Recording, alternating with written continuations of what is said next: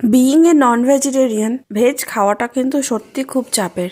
আজ প্রায় 3 দিন পরে চতুর্থতম দিন এরকম সুন্দর একটা ননভেজ লাঞ্চ থালি। আজকে ননভেজ স্পেশাল লাঞ্চ থালিতে রয়েছে গরম গরম ভাত, তার সাথে গরম গরম তোপসে ব্যাটার ফ্রাই, অনেকদিন পরে তোপসে মাছ, আর সেই তোপসে মাছ ভাজি।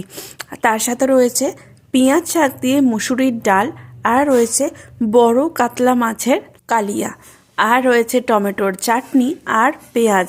আর এই তোপসে ফ্রাইটা না ডাল ভাতের থেকেও বেশি শুধু মুখে খেতে আমি বেশি ভালোবাসি, ওই একটু লেবু আর একটু কাঁচা পেঁয়াজের সাথে দুর্দান্ত খেতে হয়। আপনাদের সাথে খুব শীঘ্রই এই রেসিপিটা শেয়ার করব।